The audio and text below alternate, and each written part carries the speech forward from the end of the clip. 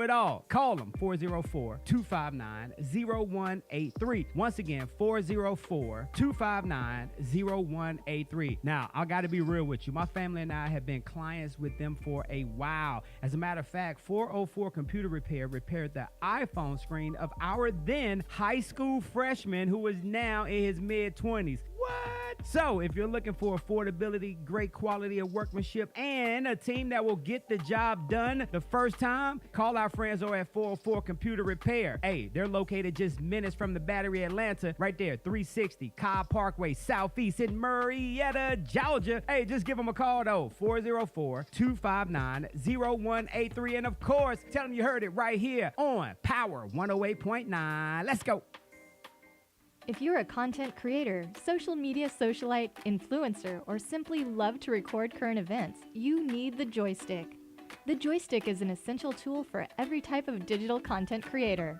It holds 2 or more mobile phones or tablets, allowing users to stream and record hands-free on multiple apps simultaneously. And it's lightweight and portable. For more information or to purchase your joystick today, visit our website at www.joystick.com.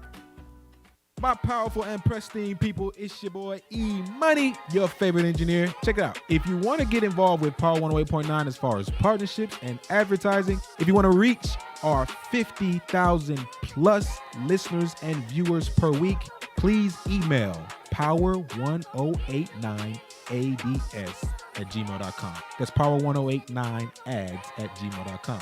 Speak to our marketing director so we can get you set up and ready to go. Let us help you reach your targeted audience and expand your brand. Question: what's the only station where you can get R&B, hip-hop, pop, and talk radio? Time's up. Power 108.9, a station for the people. Yo, what's going on, y'all? This is Malik McFadden, and did you know that you can listen to Power 108.9 24/7? Just visit the website, power1089.com, or simply say, Alexa, play Power 108.9. Yeah. Hey, police are on the hunt for a woman who posed as a witch. Okay. She scammed 10 people out of, ask me how much money? How much? $100,000. 10,000 a pop.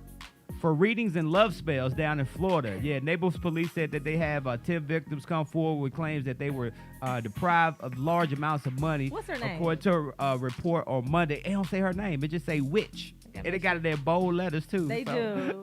Because you copied and pasted it. So if you... No, I wrote that. So if you down in Naples somewhere, you see a lady riding a broom, call your local police. Power 108.9, a station for the people.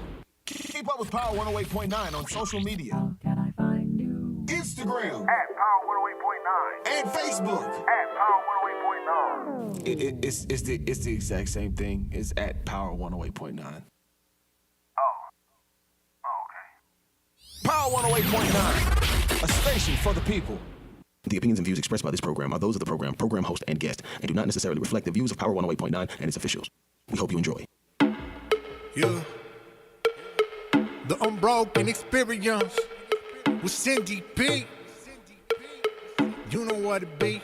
Yeah, you heard it all before. Cheers, cheers. We are here, and that means it is Thursday, and you are listening to The Unbroken Experience with Syndy B on Power 108.9. You know, as usual, per usual, I have an amazing show lined up for you tonight. Tonight is business and relationships with one of my favorite couples, the Durhams.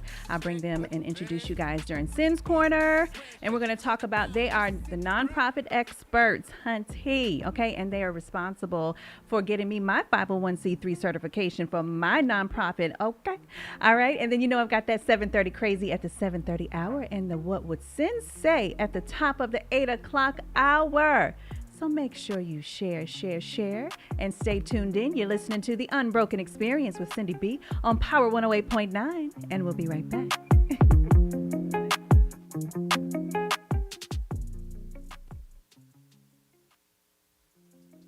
Keep up with Power 108.9 on social media. Can I find you? Instagram At Power 108.9. and Facebook. At Power 108.9. It's the exact same thing. It's at Power 108.9. Okay. Power 108.9, a station for the people. If you're a content creator, social media socialite, influencer, or simply love to record current events, you need the joystick. The joystick is an essential tool for every type of digital content creator. It holds 2 or more mobile phones or tablets, allowing users to stream and record hands-free on multiple apps simultaneously. And it's lightweight and portable. For more information or to purchase your joystick today, visit our website at www.joystick.com.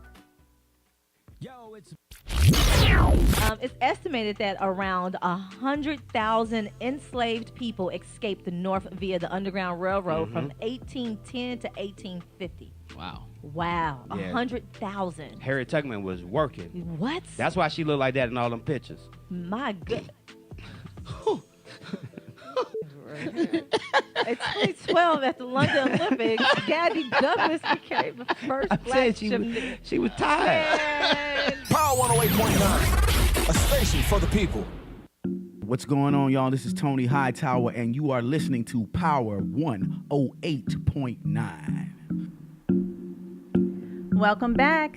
You're listening to the Unbroken Experience with Syndy B on Power 108.9. It is time for Sin's Corner, and I have to introduce to you my favorite couple, Mr. and Mrs. Durham. Say hey to the people. Hey, people. How you all doing? Welcome. Coming into the Unbroken Experience. Thank now. you for the invite. Yes, absolutely. So in Sin's Corner, I definitely want to talk about you all's businesses and kind of educate our listeners for Sin's Corner. So first, introduce yourself, Michael. I am Michael Durham. I am the accountant of this business. Yes. Of the nonprofit. Okay. And yes, it's a lot of work. Oh my gosh. gosh. A lot of work. And I bet, because one of the, when we get into our conversation, that's probably one of the problems with nonprofits with their accounting. Yes, that's a big problem. What are one of the what is the problem? The problem is they don't think they have to do it. Okay. Like they feels like, well, I got the money, it's in my computer. Sure. Like, but what accounting who's going to come in and go through your computer and establish where all this money came from? Okay. So that's the biggest problem. And also a lot of them don't know your nonprofit is a business. Yes. You need to treat it like a business. Yeah. So I wanna get into that being a business, but first I want you to introduce yourself, Ms. Crystal. Okay. Well, I am Crystal R. Durham, Michael's amazing wife. She gonna do that plug. Yeah, always. Always. I'm his amazing wife, and we have 10 children, 10 adult children now. Our youngest one's turned 18. And we have 12 grandchildren from the ages 18 down to 1 month old. Wow. Yes. And so we have our nonprofit and also 2 for-profit organizations that we run. Okay. Currently. What are the for-profits? The for-profit is Crystal R. Durham Enterprise, where I help you start your nonprofit organization. And the other one is 90-Day Housing, where we help women and men who are coming out of prison to provide housing. Oh, wow. I didn't know that. I knew about the 90 scaling. days housing. And Yeah, well, okay. but I knew about the scale. I think I did see, actually, now that you say that. But I thought that was a part of your nonprofit, actually. It's umbrella underneath my nonprofit. We're going to talk about that umbrella. We're going to talk about that umbrella. All right. Okay, so let's get into it.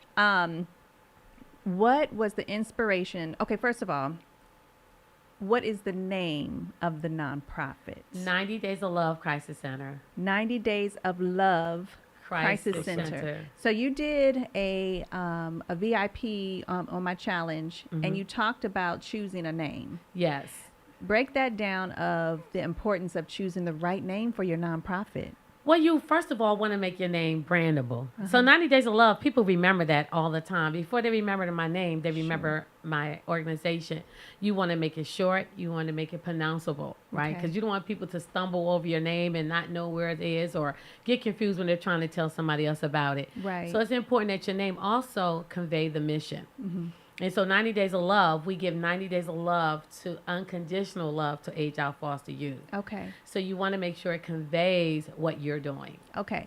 So, Michael, my question to you, were you in the nonprofit world before you met Crystal, or did she bring you into it? No, I was not in the nonprofit world. I was in corporate America. Okay. As an accountant? Yes. Okay. I worked 13 years for Turner Broadcasting, 9 years for SunTrust Bank. So I've been in a lot of different companies. Okay. And I got most of my work from SunTrust, though. Gotcha. So you were in the corporate world. Yes. Then you meet Crystal. Yes. And she brings you into this world of nonprofit. And the short period of time that I've known her, it seems like we've known each other forever. Yes. But the short period of time that I've known her, she has a gigantic heart. So I'm not going to That she get does. into until later when we That talk about she the does. balancing of business and relationships, especially in nonprofit, especially when you're working in your purpose. I don't want to get too much into that, but how does she bring you into the nonprofit world in terms of bringing your skills? Well, she came to me one day and she said, Michael, no, let me take that back. She says, husband, husband, how do I do a budget? I said, well, a budget basically consists of everything you're going to put into a home. Okay. If you're going to put it into the crisis center, it's everything you're going to put in there: bed sheets, silverware, household items, Sure. your typical household items. So I was like, okay, you get the items and I'll put it in the budget and I'll expand it out for 5 years and I add 3%, Okay. 3 to 4% per year. And you were still working your corporate at that Oh time? yeah. Okay. Yeah. So you're working your corporate. She brings you in. How do you balance the two?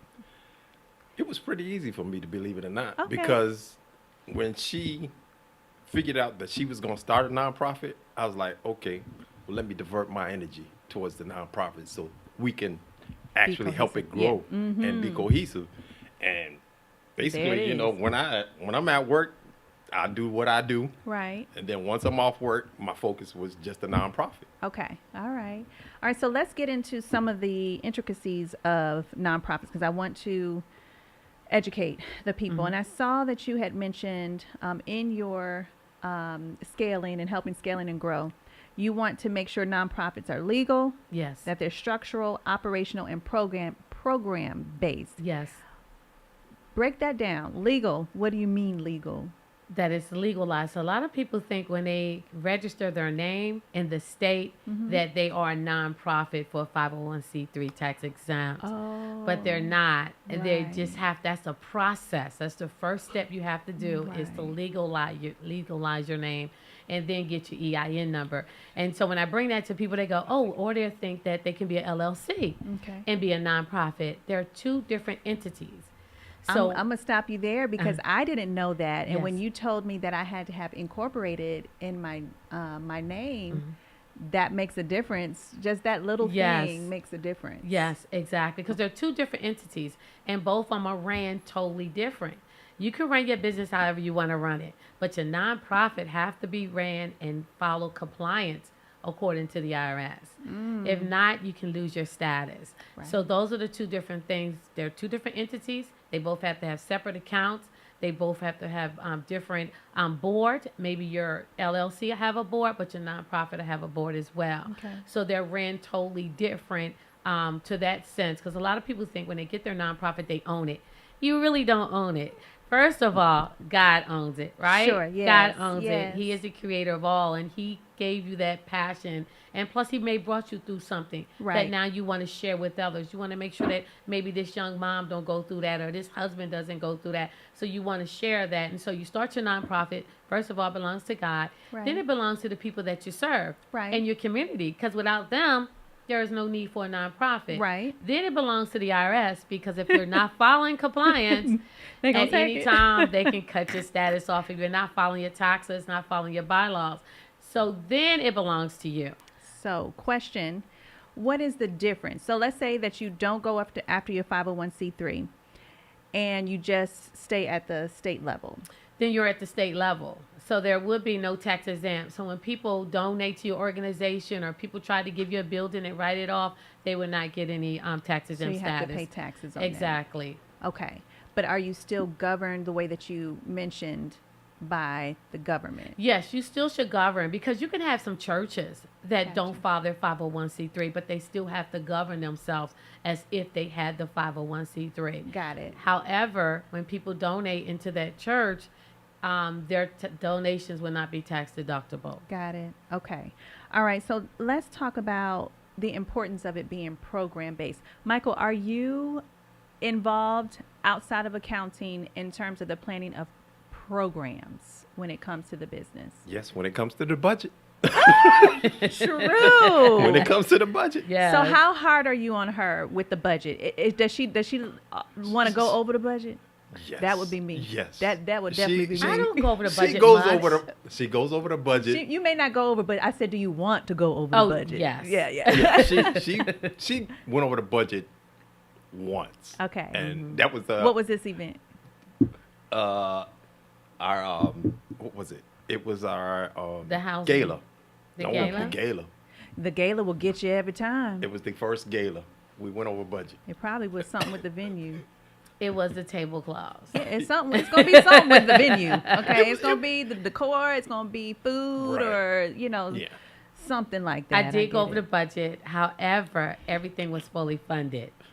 So I didn't hurt the budget. Yeah. I just forgot a certain item that we needed. Yeah. Which cost us. Okay, I got you. So, yeah. You need yeah. them tablecloths. Yes. There's like yes. no way And it was around it like at that 80, point. 10 tables. So yeah. Okay. All right. So the next thing, let's talk about when you said following your bylaws. How important are bylaws, and how do you have to file them somewhere? Tell the people if you have to file your bylaws somewhere for them to be official, or can you just create them and share them with your board? Well, you can create them, but you want to make sure that they're legal for your state. Okay. Okay. So state have certain bylaws that you have to follow. So you want to make sure that the legal language is inside of your bylaws. So you can say for your board, well, we're going to vote, but 3% of the board can be present when we vote. So different things like that, or Got it. that you can say, but everything else is kind of for your state is kind of legalized language that you have to have in your bylaws. Okay. Now, if you are running your nonprofit organization outside of your bylaws, you can get called on those. Okay. So say like if somebody's bringing something up against your organization, maybe you treated a board member wrong, and they can say, no, you brought this person in and we didn't vote on it, but your bylaws said you had to vote on it. Okay. So you have to make sure that you look at your bylaws and that you follow your bylaws. All right. So, but what makes them official? Following them with the, what we do is we follow your bylaws with your 501c3. Got it. And then that's official because we do it through our system that we have. We make sure everything is legalized and you sign it as well. Okay. Once you get that, you'll print it out, and every board member should have a copy of your bylaws, and you're to go over them at your board meeting to make sure that everybody understands the correct way to bring board matters, what their obligations are, who's getting what. Because you can have, inside our bylaws, it can say that I can, with donations, operational donations, I can use $500 to my discretion. Okay. Up to $500. Sure. Right, not past that. So you can put certain things like that in your bylaws, and everybody understands, oh, if she's out there and she does this for the nonprofit organization, we gave her permission to do it. Got it. All right. So when it comes to, I actually heard a story today of this young lady who started a nonprofit, built it to a multi-million dollar nonprofit, and her board is voting her out. Yes. And that can happen. And normally when it's happened is when I had a friend who that happened to. But normally when that happened is when you're not fulfilling the vision. Okay. That you're not taking the vision where you say you were going to take it and they see some conflict of interest. Okay. And so therefore, if they come together and they have proof that there's conflict of interest, maybe you were paying yourself when it wasn't time to pay Okay. yourself, it wasn't voted for you to pay yourself, or maybe you've been doing things that you weren't supposed to do and the vision's not going forward. Okay. They can vote you out. Okay. But they have to have proof of what you're not doing. Gotcha. And I had, like I said, I had a friend that happened too. And when she looked at it, she says she was not moving the vision where she said it should go. Okay. So then if she started it and they vote her out, she no longer owns? Or No, they can compensate her for her time being there. You know, they'll have a conversation because that's what they did with my friend. They'll have that conversation, but the friend, she knows what she was doing and whether she was moving it Sure. correctly. She knows. Ooh-wee. But they have to have proof as to why they're voting her out. Gotcha. So let's say that they vote her out, but they don't have proof. How does she go about? Then she can go to court about that. Gotcha. Yeah, she can go to court if they don't have no proof, but normally they have proof. Sure. Gotcha. Ooh, yes, they can. That's also say your nonprofit don't belong to you. Yeah. It belongs to your community, and it's important that you run it correctly. But I like that you guys say that it belongs to the community. As an accountant, I would think that you're really kind of black and white, so you probably get that, right? Yes. So have you, in other organizations that you've seen, are you all in any other organizations before you started your nonprofit? We were a part of the Rotary Club, which is Okay. now a nonprofit organization. Yes. So before the pandemic, I was on the board. Okay, all right. So have you all? What would you do as a husband? Which I cannot even fathom her even going there. But let's just say she had some vision, and really the vision would cause for her to start a separate nonprofit. But she's like, well, we got this one established, and let's figure it out. You know, what would you say to her? Let's do it. But I mean, in terms of what, like she was saying, someone could vote you guys out. You would say start a new one? Oh, Or yeah, most definitely. Yeah. Definitely Well, on I a mean, different if you name. have the skills, you know what I mean? Like, Right. you can do that. Yeah. You can. I was, that same thing applied. I was watching a webinar or something like that. And this is side conversation.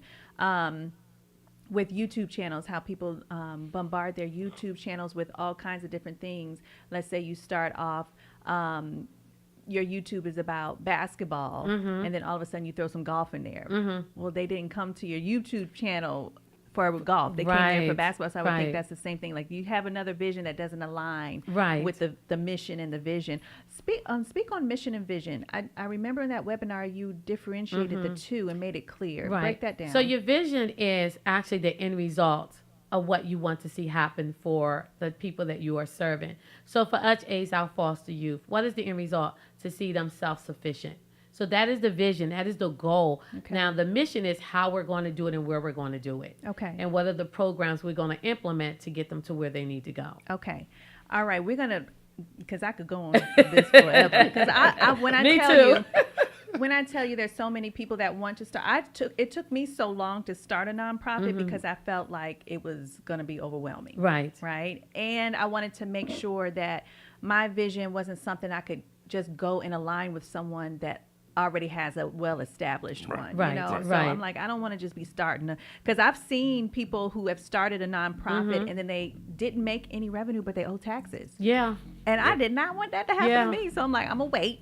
Right. You know, until. Because a lot of times they don't file their taxes. Right. That Right. was their problem. Yes. You know, They don't that file I- their taxes. And they Yeah. file taxes just like you file your income Even if taxes you every don't year. make any Regardless. money, you have to file. Y'all heard that?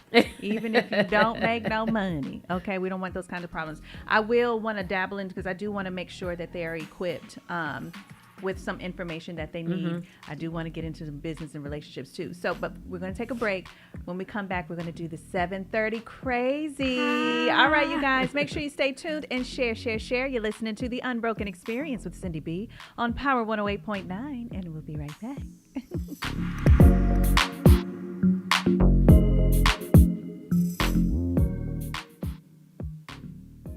Keep up with Power 108.9 on social media. Can I find you? Instagram At Power 108.9. and Facebook. At Power 108.9. It's the exact same thing. It's at Power 108.9. Okay.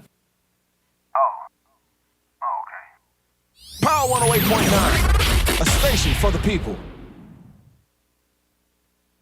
I'd like to welcome everybody to the number one favorite station at ATL, Power 108.9.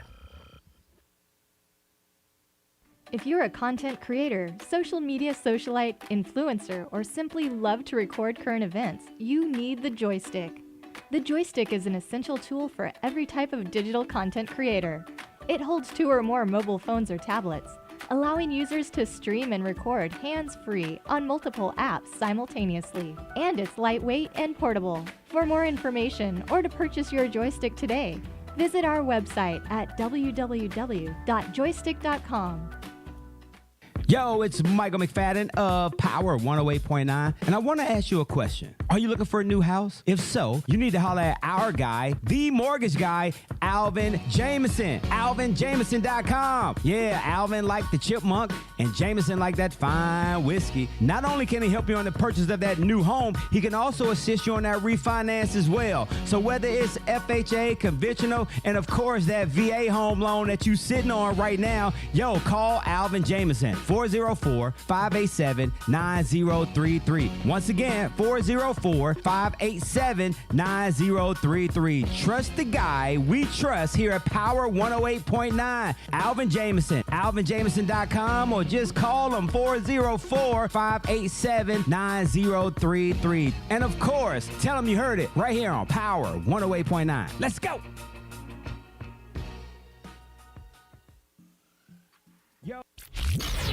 Who's that woman? They haven't even seen a ring on my finger or anything. They don't know anything. Because you don't act like the rest of them.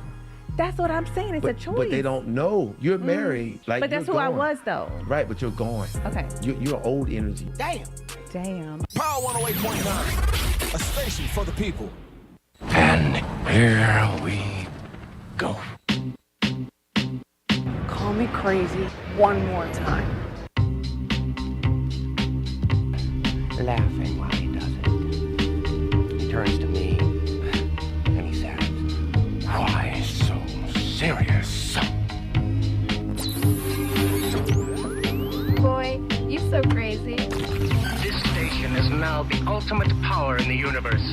You ain't seen no sign of him being crazy, deranged.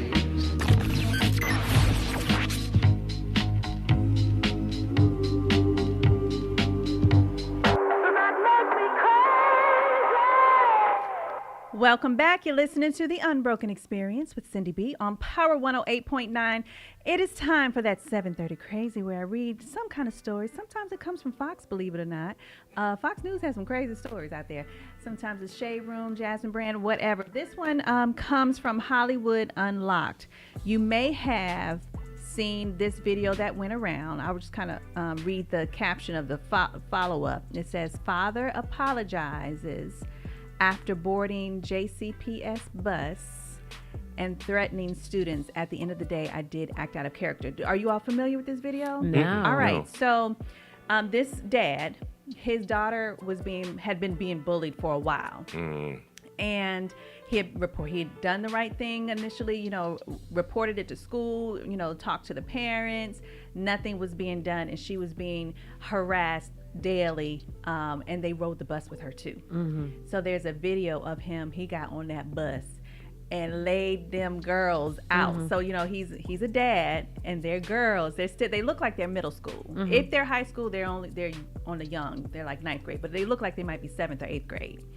And he was like, "Get your mama, you gonna get your daddy," like he's going off, right? So my question to you is, was it 7:30 crazy after he went through the regular protocol and nothing was being done?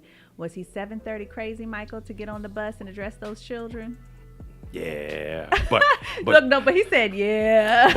but if had it been my girls, I probably would have did the same thing, because he took it to the Medea level. Yeah. He took it to the Medea level, and I can't blame him. I probably would have did the same thing. Yeah. What do you think, Now, Crystal? we had a son who was bullied. Okay. In elementary, and nothing was done about it. Okay. We went to the school. We sat. The teacher was like, and all of this in our face, and I thought, let me take a deep breath, because I'm going to do some time. Yes. I'm about to do some time. Yes. And I'm like, you know what? I'm going to take my son up out this school before I do some time with any one of y'all. Yeah. So I took him out. He did homeschool all the way up to almost 11th grade. Okay. Because when we tried middle school, we went through the same thing. And so I said, I'm not going to do it. So when we moved our location and went into the school, it was like, what type of school is this?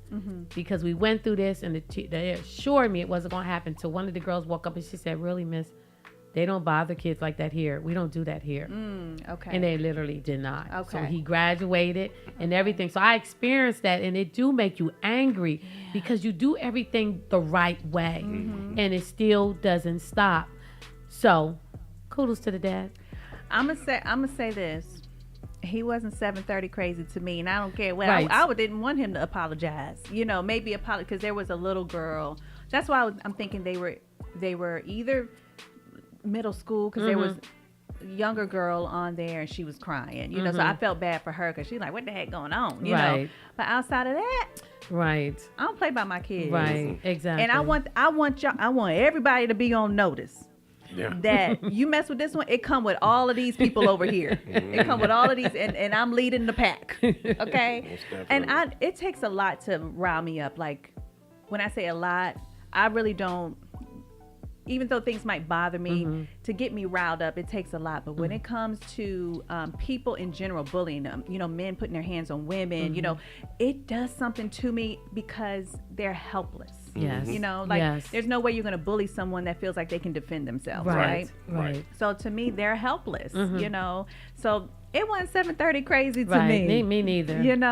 But what y'all think? Drop your response in the comments. That's at 7:30 crazy. When we come back, we're going to get all into this conversation. I'm going to continue some of this business conversation to lead us into the business and relationship and how Michael and Crystal do this day in and day out. Because if you follow them on social media, hunty, I be like, do they get a break from each other or what? All right, guys, make sure you stay tuned in and share.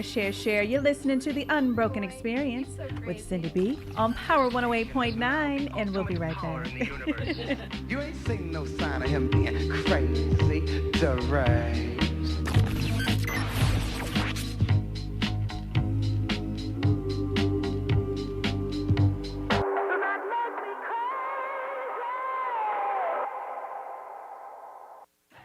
Are you looking for today's very best tasting juices and smoothies? Then look no further than coldpressgwinnett.org. Our premium juices are never diluted and never pasteurized. They are always 100% delicious and 100% organic. That's coldpressgwinnett.org. It's time to give your body what it craves to stay fit and healthy. Give us a call at 678-696-1011 to place your orders today, or visit us online at coldpressgwinnett.org. That's coldpressgwinnett.org. It's the very best tasting juice you'll ever have. Hive is the all-new online eyewear boutique and is your new spot for hand-picked, fashion framed glasses. Styles for men and women for winter, summer, spring, and fall. Everything you need to protect your eyes and look good doing it. Check us out online at hive-life.com. That's HYVE-life.com. And on Insta at Hive_Hive, helping your vision evolve. Trendy, classic fashion frames. My powerful and pristine people, it's your boy E-Money, your favorite engineer. Check it out. If you want to get involved with Power 108.9 as far as partnerships and advertising, if you want to reach our 50,000 plus listeners and viewers per week, please email power1089ads@gmail.com. That's power1089ads@gmail.com. Speak to our marketing director so we can get you set up and ready to go. Let us help you reach your targeted audience and expand your brand. Question: what's the only station where you can get R&B, hip hop, pop, and talk radio? Time's up. Power 108.9, a station for the people. He made you go to church on New Year's Eve. You couldn't turn up. He said he didn't want to go to church. He didn't want to bring New Year's Eve in the church. Me and Joshua went to church one New Year's Eve. Boy, I think I had got me a little cocktail before. Boy, I was in that boy crying. I was crying. I was giving myself to the Lord. Jesus. You made it to the altar. Did the deacons walk up and get your name and information? And they asked you, this is Michael McFadden, and he today is dedicating his life to the Lord. Power 108.9, a station for the people. This is Sayon, and you're listening to Power 108.9. Welcome back. You're listening to The Unbroken Experience with Syndy B on Power 108.9. I have my special guests in the building, Mr. and Mrs. Michael and Crystal Durham. Say hey to the people one more time. Hey, hello, people. So I want to continue on a little bit of our business conversation and lead into how you all take your business and how it shows up into your relationship. But please tell the people where they can find you all on social media, your websites, and all of that. They can find us on IG, Mr. and Mrs. Durham. Mm-hmm. They can also find us on our website, Mr. and Mrs. Durham. I love the consistency. Right. Also on Facebook is Coach Crystal. And on TikTok, it's Mr. and Mrs. Durham. Wonderful. All right. So when it comes to business and relationships, I have not had to work a corporate job since 2005 or 6. Mm-hmm. But I didn't have all the resources and knowledge that I've had in the last few years when I was in my 20s and I started. So I know the amount of financial investment that, whether it's nonprofit or for-profit, that it takes. When it comes to the nonprofit, I know you talk about, in one of your posts, you're talking about how is a nonprofit profitable, Mr. Accountant. Did you see? Was it a time frame? That maybe your 9 to 5 had to fuel the business, or?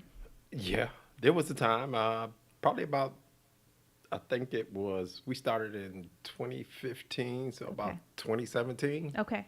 Yeah. It was just like, okay, move away. Okay. Keep it moving. All right. So, Crystal, when you talk about nonprofits being profitable, break that down. Think about, let's see. Have you ever heard of IKEA? Yeah. They're a nonprofit. What? Yeah. That's the universities, right? Yes. They're nonprofits. Yes. Schools, and they all have employees. They all have a fee, tuition. Right. The Boys and Girls Club, nonprofit. The YMCA, nonprofit. So many nonprofit organizations think when you think of the word that it means beg. Right. It actually and means serve. And please give. Right. Yeah, right. It actually means serve. Okay. You're serving your community. And when we're vessels being used to serve our community, I look at the disciples. The disciples always went out with nothing, but everything was provided. And so when you're serving God's people, God will provide. Now, there are certain ways that you can do to get that funding, but you got to get out and serve. Okay. Because as people don't see or know that you and your community, if your neighbor don't know that you have a nonprofit, if your business owners in your community don't know you have a nonprofit, then you're leaving money on the table. You're leaving businesses who looking for a tax write-off. I got to go to organizations that they don't know, never going to see the money, never see the money comes into their community. They're going to donate to get that tax write-off. True. But if they know that you're in the community and you go to them and let them know what you're doing, then now here comes the funding. They're looking for you. I have people in my community that look for me every time they know I'm going to do an event. Wow. I got to give you coats. What about the book bag drive? I had a young lady call me up with her company. She said, we're looking to sponsor you for your book bag drive. And I was like, okay. She said, tell me how much it costs to get how many book bags you need. Right. Why? Because they see me out serving the community. And they know that when I talk about that's credible and you're consistently out. Yes. I talk about with people all the time, whether I'm coaching, whether I'm just being a leader or whatever, all of my opportunities have come from serving first. That's it. That's where it comes from. That's it. You know, That's where it comes from. Did you all grow up Yes. serving in the community? Yes. Voluntold is what I call it. Right, voluntold, right. Okay, we ain't had no choice. I was serving a lot in the household. Okay. Like if my mom went to work, my mom worked 2 to 3 jobs. My sister and brothers ran the street. So I wanted to make sure mom came home, even if I didn't know how to cook, she came home with a pork chop, some corn, something. some stuff, something, and I straightened up the house the best that I knew of. Sure. So I was always serving. Whenever it was something to do, I was the one who was, while they were running the street, doing their thing, which is okay. Sure. I but I knew what I wanted to do. They were younger and older. Okay. All right. So I'm the middle. There's 6 of us, so I'm like the middle. I'm the middle. I do have middle child syndrome. Do you? Yes, I feel like I was overlooked. I had to be the peacemaker. I had to make sure everything was running properly because the young one, she's 9 years younger than I, so she was spoiled. But luckily, she's not a spoiled brat, but she was spoiled. My older sister, she was the rebel. Yeah. And I'm over here like trying to do what's right. Like overlooked, birthdays forgot because they, you looked at as the one that's gonna be all right, the one, the strong one, or the one that's gonna hold it down. So I'm gonna give this one the birthday. Because she going to cry, and then this one going to feel like she ain't loved if she don't get the birthday, and then here I go. Here you go, this sweater. Yeah, the You know what I'm hand-me-downs. saying? Yeah. I still have middle you child syndrome today. But, Michael, how in your younger years, did serving come up, for you? Serving come up for me when I left the Boys and Girls Club. Okay. Because I grew up in a Boys and Girls Club, and it came naturally because people would always come to me and ask me, well, Mike, what do you think about this? Who can I get in contact with this? And I was well connected with a lot of different organizations, people in City Hall, what's it called? Anywhere, any and everywhere. Yeah, pretty much anywhere and everywhere. And they would always come to me and ask me for information, and I just guide them and I'd tell them, oh, okay, go see so-and-so, go see this person, go see that person. And they were like, thanks, Mike, great. Thanks for helping me. And I never thought I would have been able to do what I was able to do by getting this apartment if you hadn't led me to this person. Right. And I was like, hey, you know, if I'm connected, you're connected. Yeah. And that's the way I felt. For me, I grew up serving in the church, in the community. We had a lot of activities in the community. I'm from Virginia.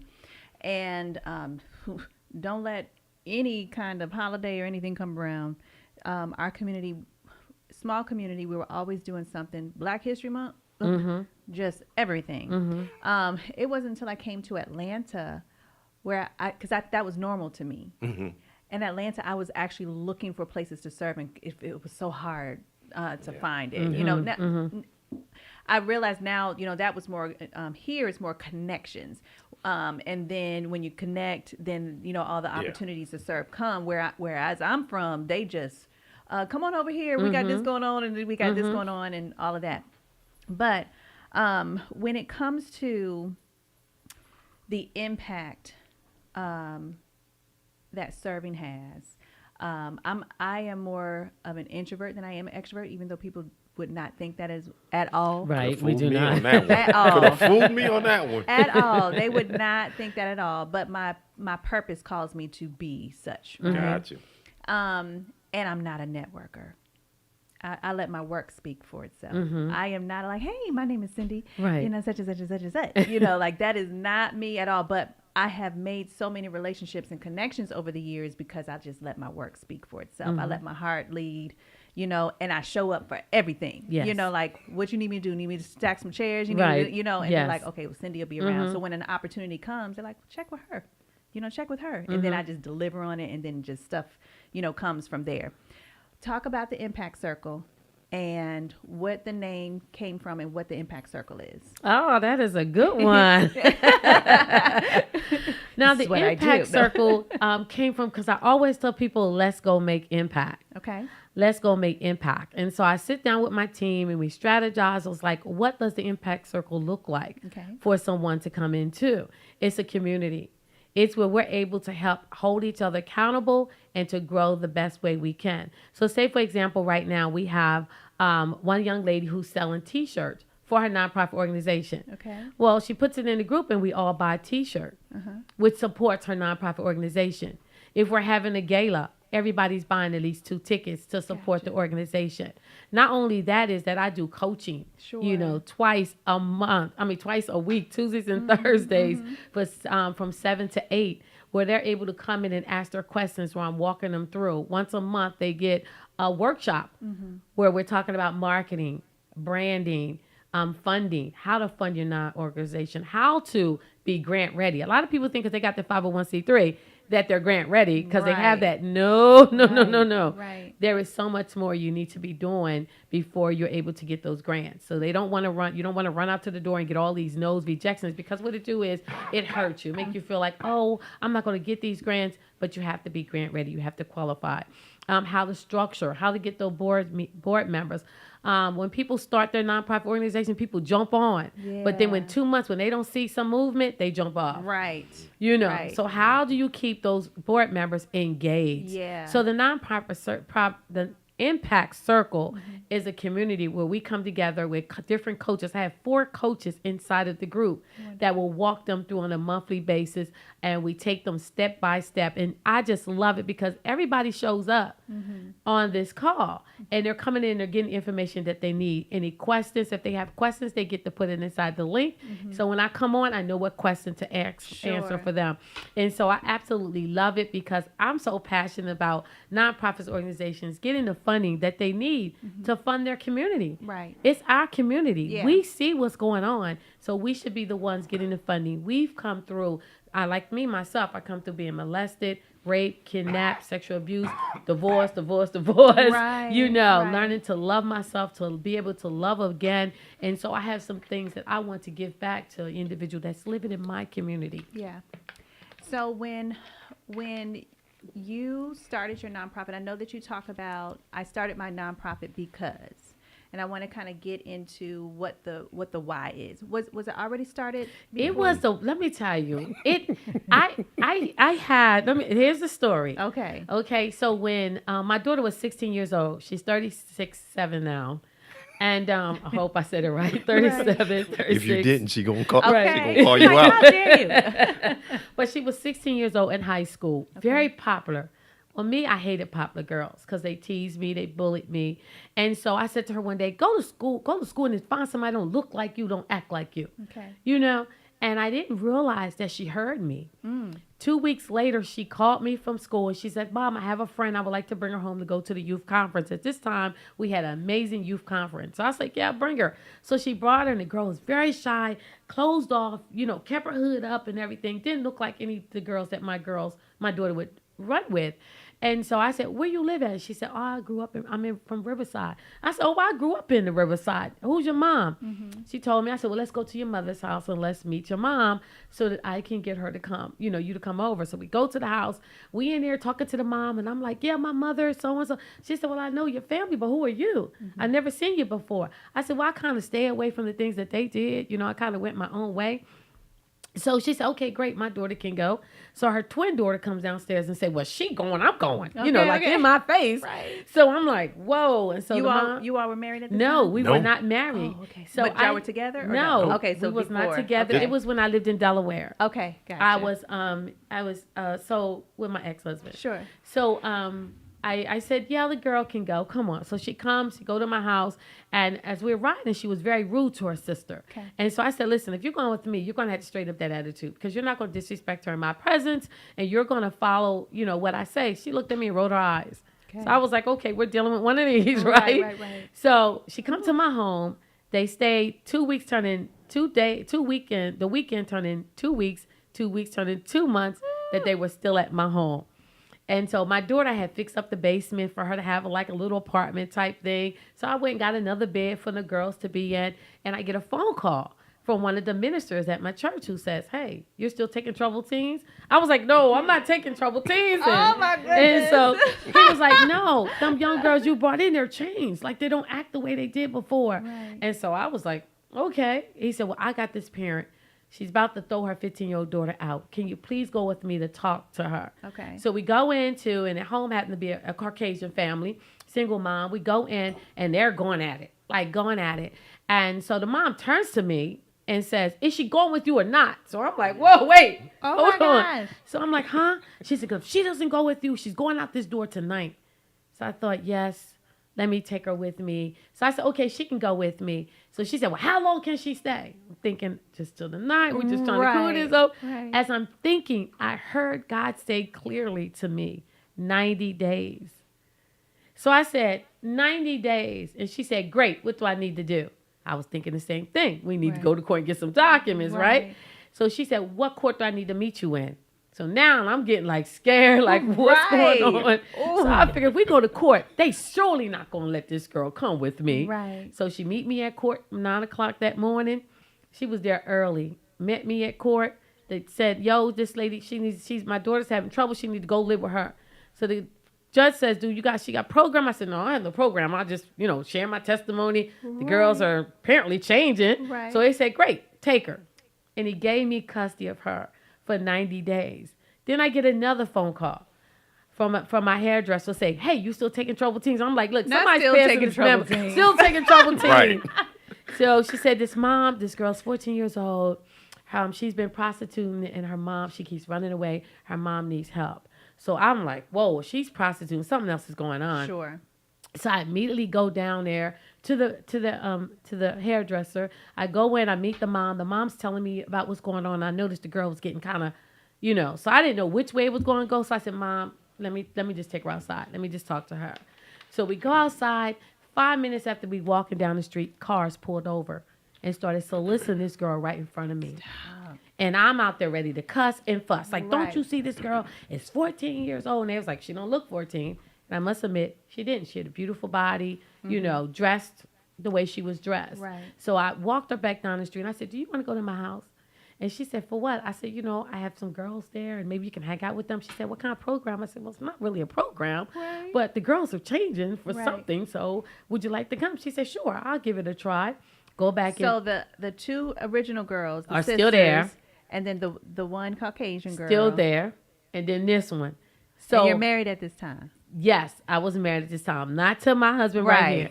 And so I was actually I was actually married to the preacher at this time. Oh Lord. So y'all gotta hear that story on my podcast and my YouTube. Oh jeez. Yeah. So I go in, I tell the mom, I need emergency custody of your daughter. Sure. We go to court right then and there. She give me custody of her daughter for 90 days. So 2 weeks later, about a week later, I hear crying in the basement, 3 o'clock in the morning, like crying and music. So the next one, I pulled my daughter to the side. I was like, what happened? Like, what was going on? She said, Mom. She began to tell us what happened. And we all just cried with her. And then she said, I want Jesus. I want God in my heart like y'all have. She said, so we led her to Christ and we just started praising God and telling her she's going to be fine. She don't have to do this anymore. And she said, and next thing we know, it's like something happened. Like she just changed. Like something came over her. And she said, we just cried because we've never... they were all virgins. So they never, the stuff she was telling them, which they didn't repeat it to me, but they said it just broke their heart. Right. The things. Let me pause you for a second. So between this occurrence and when you and Michael met, what's the year gap?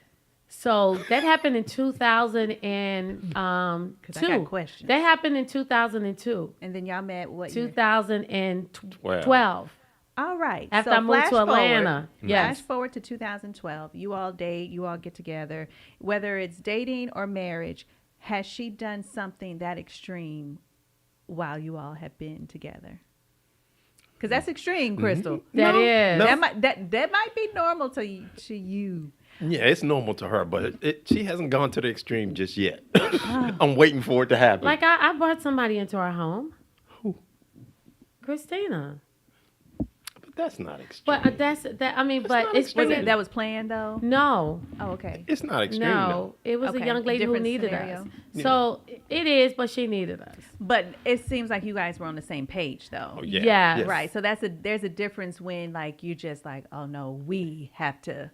Rather than you're out and about and come home with children, Right. Right. Yes. Right. No. I do check in with him, but that time that was an assignment. Sure. And so when I moved to Atlanta and I was working, and every day I felt like I wasn't fulfilling purpose. Sure. Yeah. And so God reminded me of the youth. And I thought, I was like, I don't want to take troubled teens in again. I had just gotten custody of my sister's 4 children. Okay. So we had 2 at first. When we went on the first date, the second date, I had 4 kids. And so that's extreme. That's right. Well, that's extreme. We hadn't even been dating yet, though. Okay. We just started dating. Okay, we just started dating, and I called him up. I said, I got 2 more kids. He said, so? But the funny thing was, it's like this. She called me. She said, Michael, I got 2 more kids. And I was like, yeah, and what's the problem? Wow, that's when you know you're in alignment and God sent him to you. Exactly. Because it's and then we're going to take a break.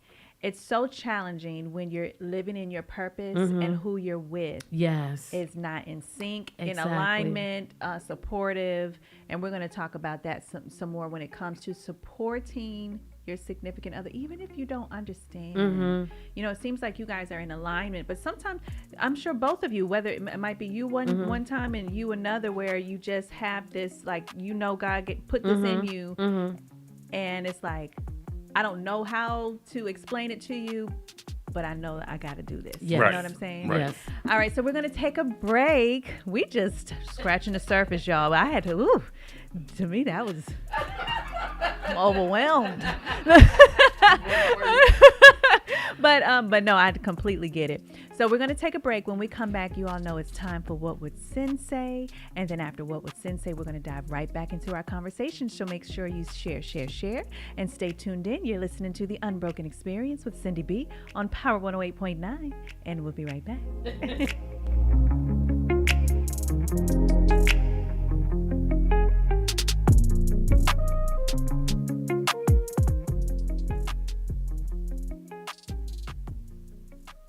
Keep up with Power 108.9 on social media. Instagram. At Power 108.9. And Facebook. At Power 108.9. It's the exact same thing. It's at Power 108.9. Power 108.9. A station for the people. Hive is the all-new online eyewear boutique and is your new spot for hand-picked, fashion frame glasses. Styles for men and women for winter, summer, spring, and fall. Everything you need to protect your eyes and look good doing it. Check us out online at hive-life.com. That's HYVE-life.com. And on Insta at Hive_Hive, helping your vision evolve. Trendy, classic, fashion frames. Looking for t-shirts and hoodies for the entire family? Check us out at loveus.us, an apparel brand dedicated to celebrating the authentic love of all people. Come shop with us at www.loveus.us. Enter code CyndyB to get 10% off your purchase.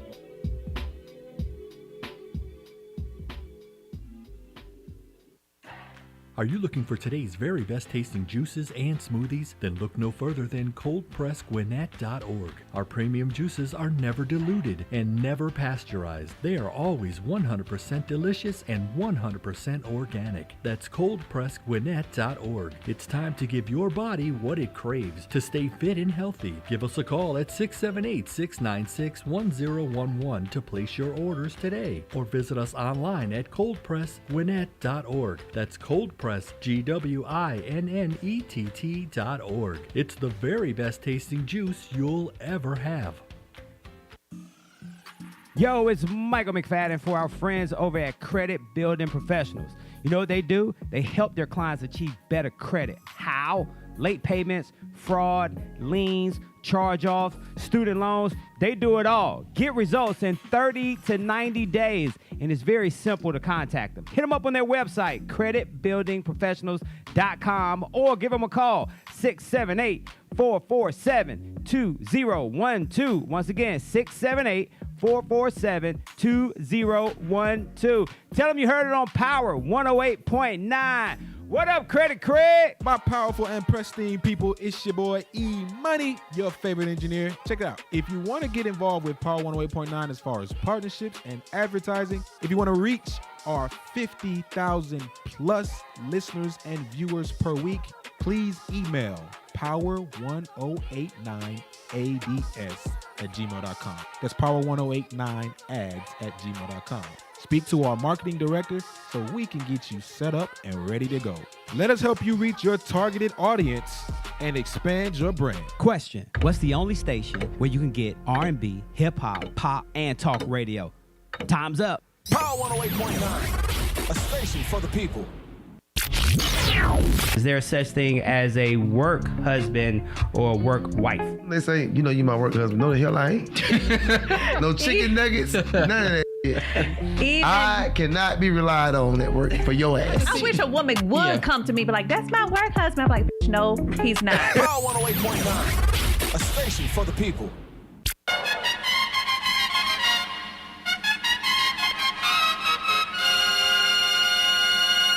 Ladies and gentlemen, boys and girls, from across the nation and around the world, your mentor, your coach, your sensei. Listen close. This is What Would Sin Say? Welcome back. You're listening to the Unbroken Experience with Syndy B on Power 108.9. It is time for that What Would Sin Say when we try our best as swiftly as possible to answer all the questions and comments that you slide in my DMs or send to my email. Michael, what you got for us? Check one, check two. All right, so check this out. Perfect question. What is your opinion on the idea of somebody of the opposite sex? Let me say that one more time. Of the opposite sex being super close to your significant other. For example, if you are a woman, would it be okay with your husband having a female friend who he is super close with? They met privately, but they text each other about everything. Hey. I'm going to start with you, Michael. Nah. It ain't, it ain't going down like that. Nope. All right. Not happening. So, hockey stick, no. So no opposite sex BFFs? No. I had a BFF before I started dating my husband. And then once me and my husband became really close, I was like, why are you laughing? No, he cannot be my BFF no more.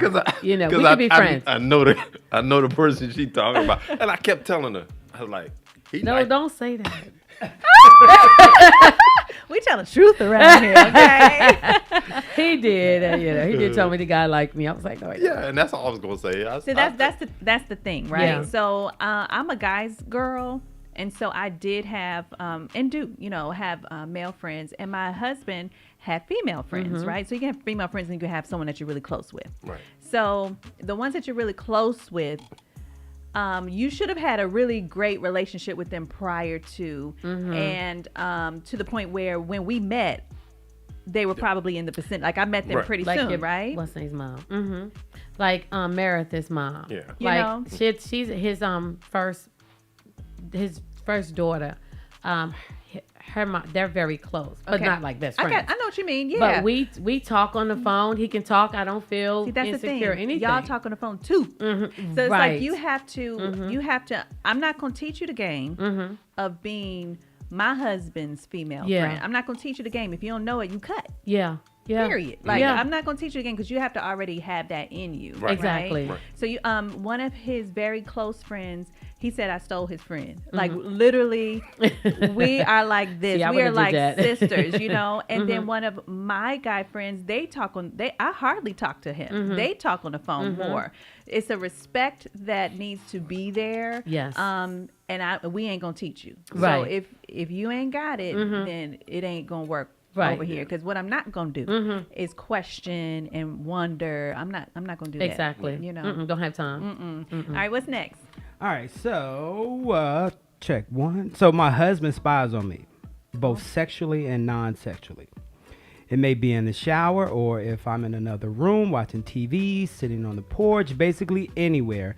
I try to take a private moment for myself, but I've caught I'm on camera because I'm on camera because each time I saw and confronted him about it, he denied it. Okay. So she must have confronted him about it and saw him spying or whatever. Okay. Even with video proof, he just stares blankly with little to no explanation. We've been married for 10 years. Michael, come on, man. Keep it together. Keep it together, brother. We've been married for 10 years, and this has always been the case. Any advice or ideas? Just feeling confused. Don't be confused. It's creepy. Yeah, but I literally went through something like that. What? Now, I ain't going to say which husband Okay. in the past. They know who they are. Right. But he literally kept a tab on me for 2 years. Like, Did you back know? in the day, I didn't know till the second year. Okay. And I went to the what you call it, grill, and I seen some burnt bills. Charcoal? Back in the day, used to do the bills where they got printed to you when you had your phone. Yeah.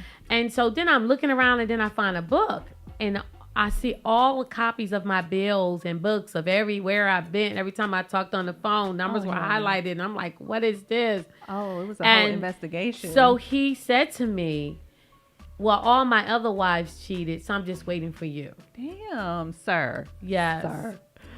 We need that's him to pull it together. That's a bit too much, man. Have you had that experience? No. Oh my God. No. Nope. Okay, so first of all, ma'am, he's a creepo, and I just could not live like that. Me either. I can't. I can't live like that. I'm a grown woman, Right. You know, especially with no communication. Like he's not communicating. Why? And then I ask you, give me the blank stare. Like, what are we staring at? You know? No, that's creepy. I did have the usually in breakups, that's when they act crazy with me. Right. So I've had the experience with the pulling the phone log and the house, but it's usually when I'm leaving. But not necessarily during. All right, what's next, Michael? All right, here we go. So what's the work division in your home? I leave about the same time as my partner. I get our children up, fed, dressed, and childcare, then race to work. He wakes up 30 minutes before he needs to be out the door and gets himself ready. He picks our children up. I race home about an hour after they get home. It's time to start making dinner. He sits on the couch. I make dinner and then clean it all up. Plus, I also take care of all the appointments. He does do outside work, but I always help him. Is this just being a mom/wife? Who is these people, man? Crystal, you're a server. You have a servant heart, and I watch you. So, yes, I do. I do serve. I like things done, but I also like to be served. Thank you. You know, so my husband, we serve each other. Yes. Like one thing I loved about him when we got married and we lived together, if I didn't feel like cooking, when he came home, even though he probably drove 2 hours, he would get in the kitchen.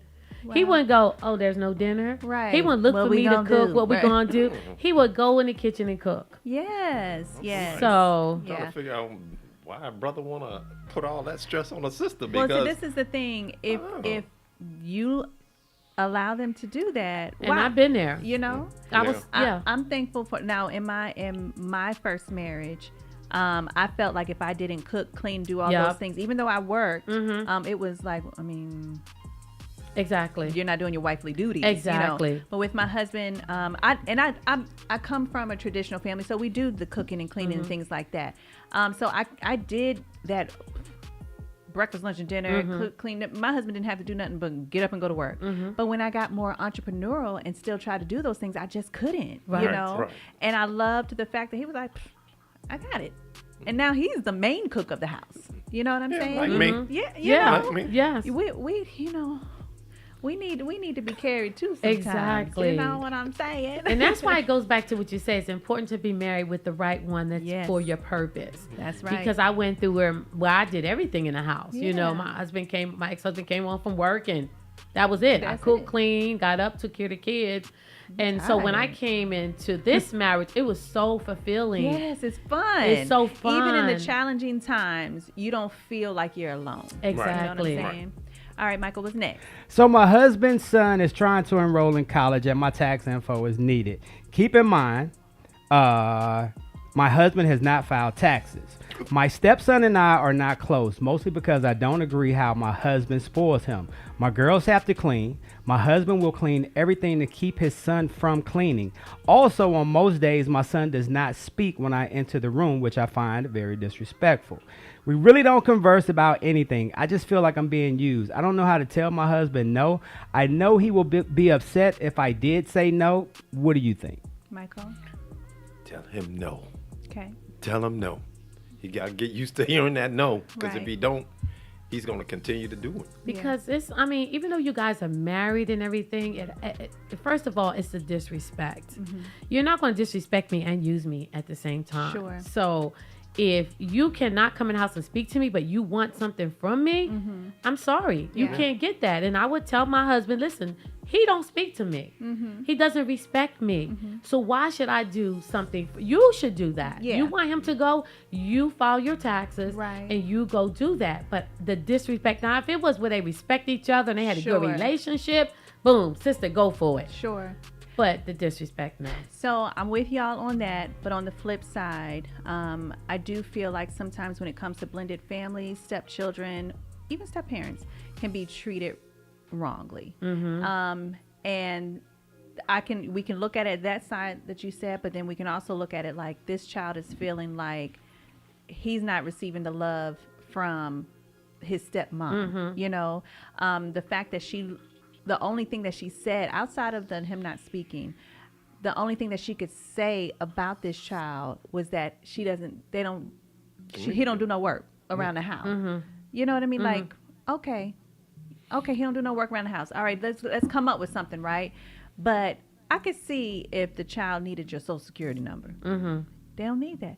Show Mhm. these damn tax returns and pick your Mhm. battles. That's how I Mhm. like to pick your battles. It's not Yes, one. yes. Show the tax returns. Mhm. Let him. Now we talk about financial obligations. That's a totally different Mhm. story. But to get him approved and it's in his name for a loan or Mhm. whatever it is, show these damn tax returns.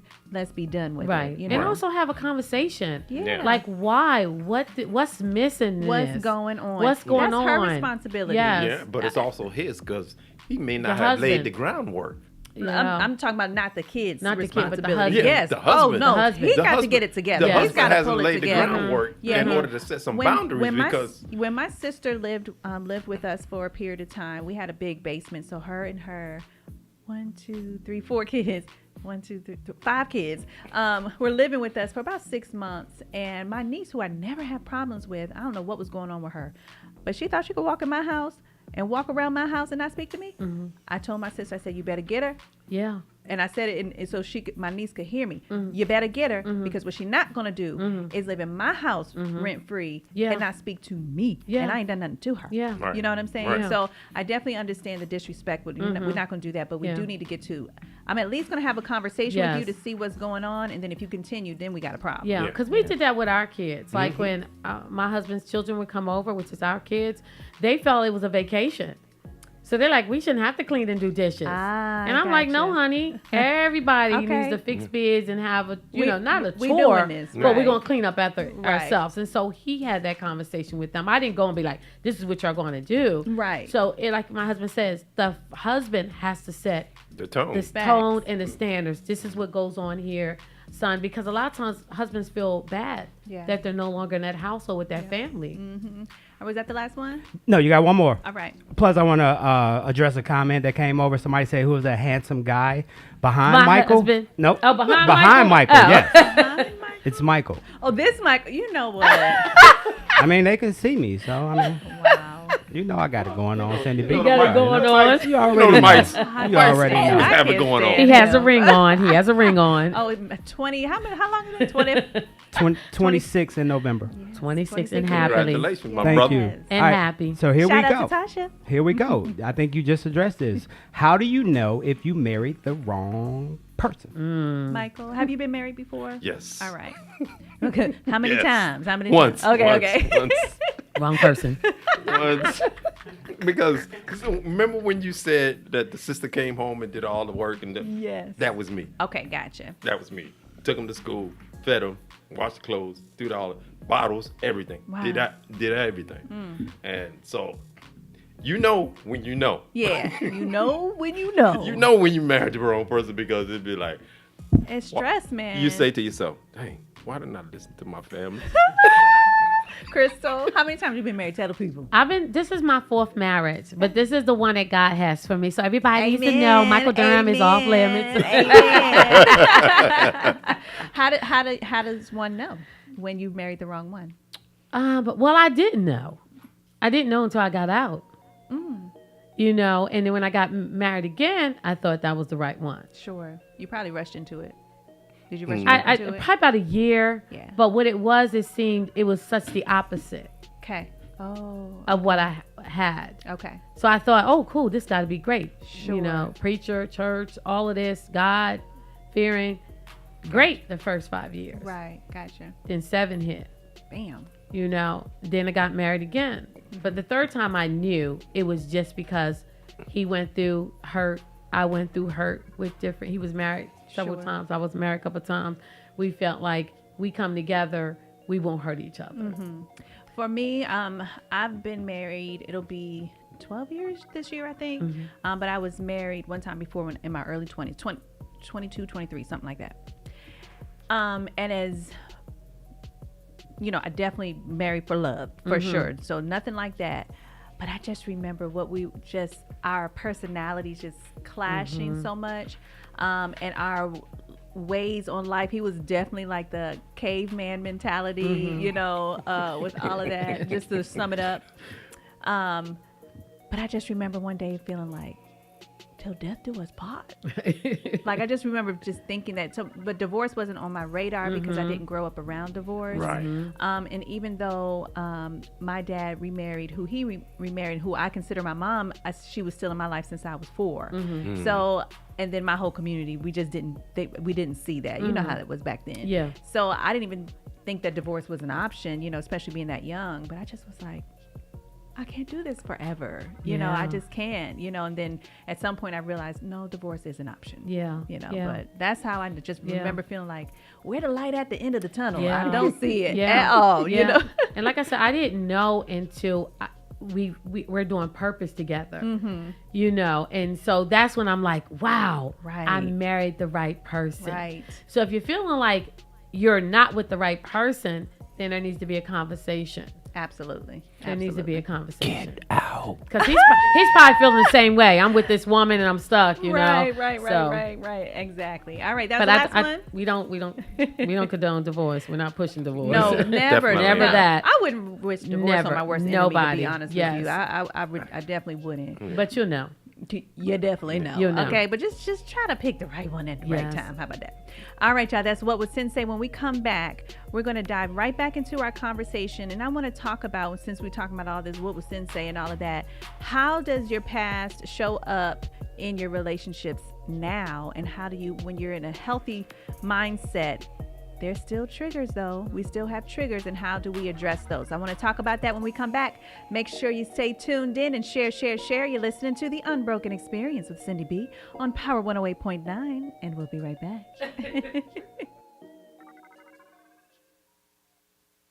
I'd like to welcome everybody to the number one favorite station at ATL, Power 108.9. If you're a content creator, social media socialite, influencer, or simply love to record current events, you need the joystick. The joystick is an essential tool for every type of digital content creator. It holds 2 or more mobile phones or tablets, allowing users to stream and record hands-free on multiple apps simultaneously. And it's lightweight and portable. For more information or to purchase your joystick today, visit our website at www.joystick.com. My powerful and pristine people, it's your boy E-Money, your favorite engineer. Check it out. If you want to get involved with Power 108.9 as far as partnerships and advertising, if you want to reach our 50,000 plus listeners and viewers per week, please email power1089ads@gmail.com. That's power1089ads@gmail.com. Speak to our marketing director so we can get you set up and ready to go. Let us help you reach your targeted audience and expand your brand. Are you looking for today's very best tasting juices and smoothies? Then look no further than coldpressgwinnett.org. Our premium juices are never diluted and never pasteurized. They are always 100% delicious and 100% organic. That's coldpressgwinnett.org. It's time to give your body what it craves to stay fit and healthy. Give us a call at 678-696-1011 to place your orders today, or visit us online at coldpressgwinnett.org. That's coldpressgwinnett.org. It's the very best tasting juice you'll ever have. If you've never been to Power 108, let me tell you something. It smells amazing. I don't know where the smell is coming from. It looks vacuumed. The microphone has definitely been sanitized. Okay, like this is a no COVID zone. Okay, this is a no germ zone. Okay, yes. I wanted to cough, but I'm scared. Surgery now. If I cough, I feel like somebody's gonna come get me. It's gonna be like, "Skr, come with me." Power 108.9, a station for the people.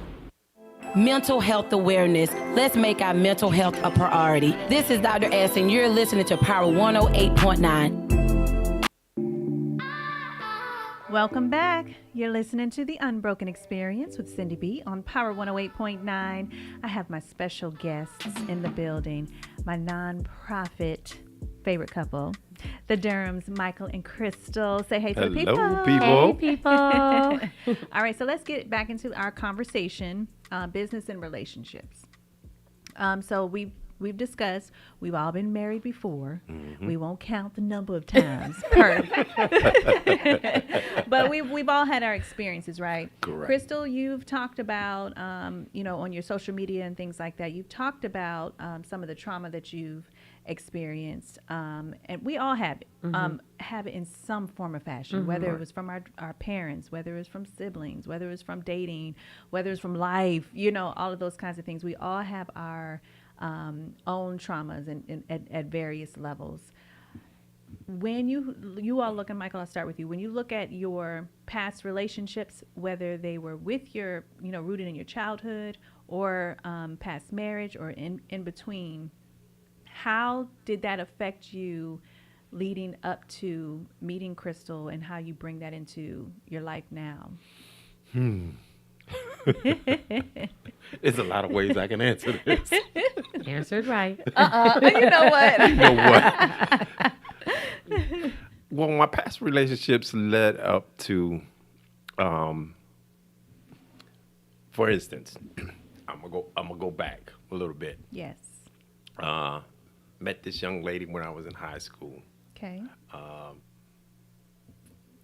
I was in love, but she wasn't. Okay. But the thing is that we had a daughter, and once we had the daughter, I was still in love. Okay, gotcha. And I wanted to marry her, and she turned me down. All and my right. wife told her when she talked to her on the phone, thanks for not marrying him. Right. Basically. Thanks for not marrying him. Yeah. And I was like, oh, okay. Well, and today we're still good friends. So after that, I was like, okay, well, I got tired of being in the cold, so I moved to it. I got tired of being in the cold, and I moved to Atlanta, and I was like, well, maybe this will be better for me. Okay. And I started dating, and then met this young lady at church, and things worked out. But after that, I was just like, okay.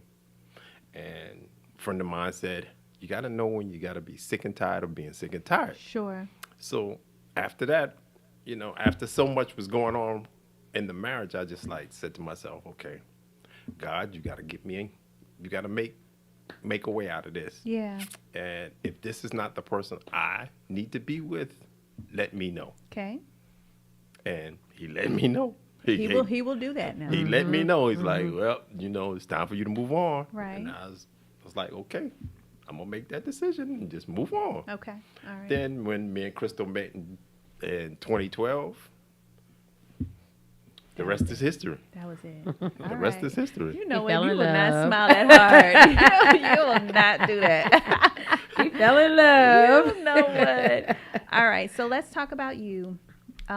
You've had some major trauma.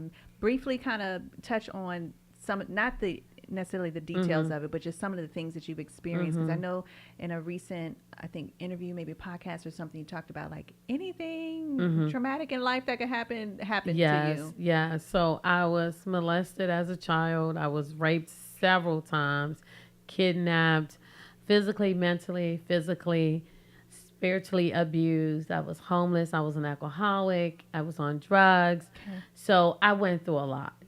Now, did this start in your childhood? When I was molested probably around when I was like 5 on up. I can't really pinpoint whether it was younger or older. Okay. That's still a block. Sure. But I know it happened. Okay. All right. So it started you on that kind of pathway. Yes. When you get into the psyche of how trauma can show up, right? In your decision making, in your what do you call it? Your coping, right, and things like that. How did you pull yourself out of that enough to be able to appreciate your husband at this stage? I wish I could tell you it was like overnight, but it wasn't. In my first marriage, I wanted to stay married. I would never divorce. I wanted marriage. And so God knew that. He had them leave me. All my husbands left me. Gotcha. Because I was the one. You going to stay? I'm going to stay. I'm going to stay even when I was going to die. I was 68 pounds, 86 pounds soaking wet. And the doctor said, you got 6 months to live. Damn.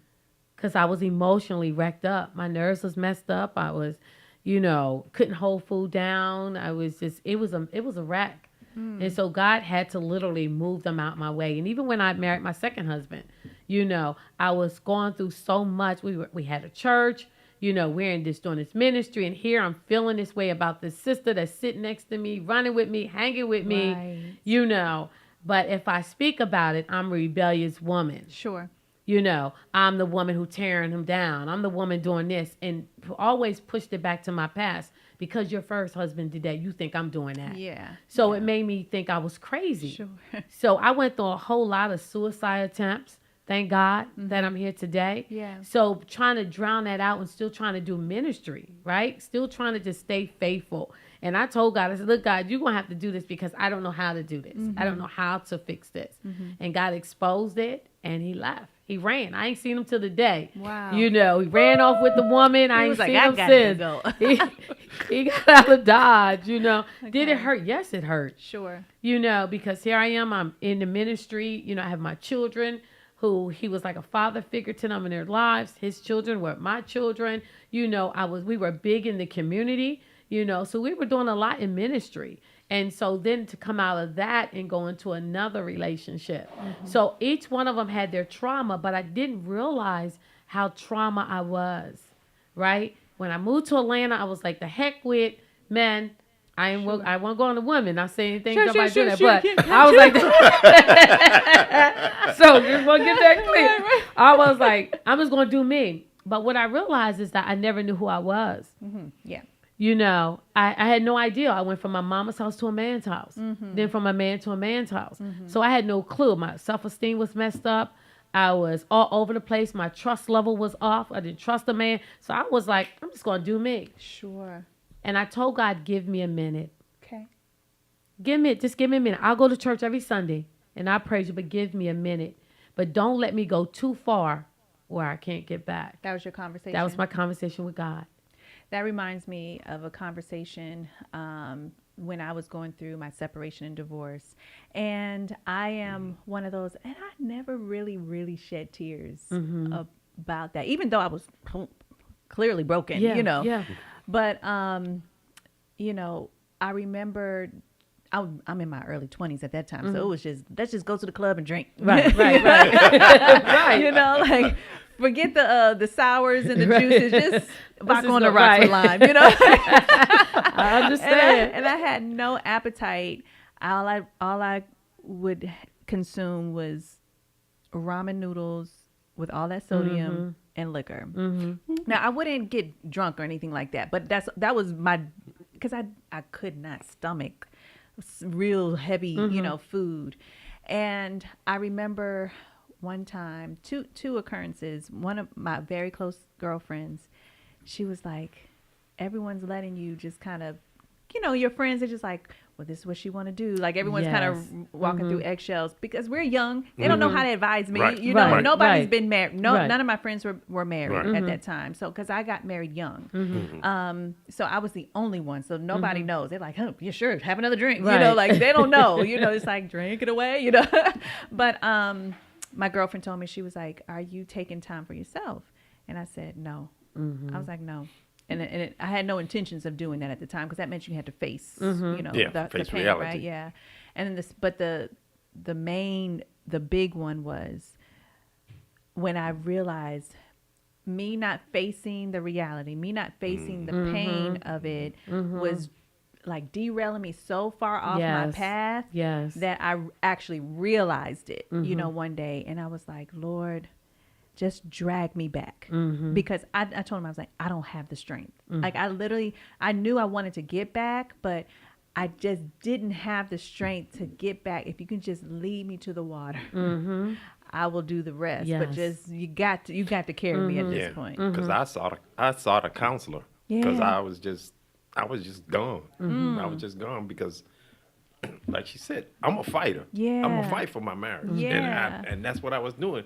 And I was like, if you're not gonna get in this ring with me and fight against the devil, then we're done. And if I'm consistently fighting and I'm just boxing in the ring by myself, what's the purpose? And that's disheartening as well when you're trying to fight for something and the other one is not fighting at all. Like they are done. Even if they're not really done. Their barriers and their, how they cope is making them be like, I'm not going to fight. You know, sometimes people want to fight later, but then it's just too late. Right. Exactly. Because I had that happen too. Yep. I had that happen too. You're so stubborn. You know what I mean? You're so stubborn, and then it ends up being, too late. Let's talk about when you said that you sought therapy. What do you feel? I sought a counselor. Wow. She's a great friend of mine. I knew her since, and it's funny, I knew her since I went to school at Tuskegee. And she was like, Michael, are you okay? And I was like, not really. Yeah. So she's like, well, let's sit down and talk. Let's have a chat. So I invited her to lunch one day. And we sat and we talked.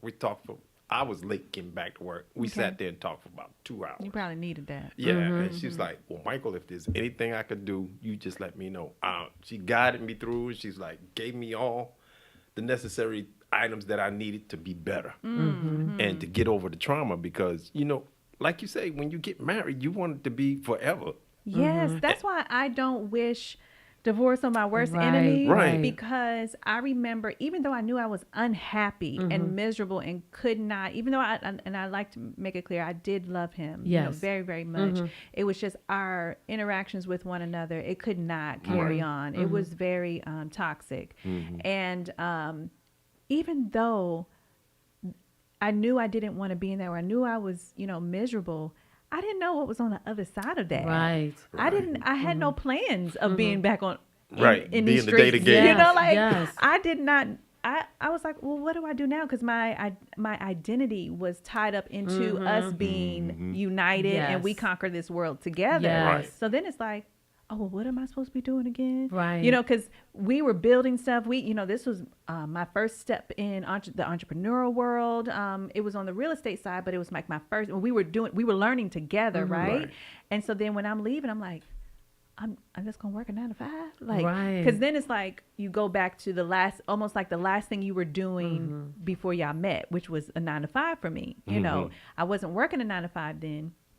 Because I was in the real estate world, but it just so happened when we're splitting, the mortgage market was crashing. That was 2007, 2008. So where my bread and butter was, that was gone. So it was one of the most traumatic, experiences of my life. Even though I had experienced not having any place to live, hardly know where to eat, being out here by myself, and that didn't compare, and all of those kinds of things.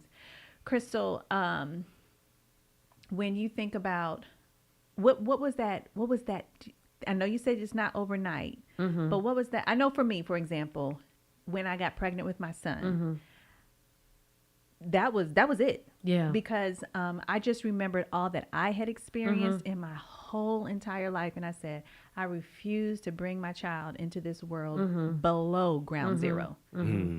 Like a lot of times children are born below ground zero because they have to deal with the weight of their parents that they haven't healed from. So they come into their world dealing with the toxic traits of their parents, and they don't mean harm.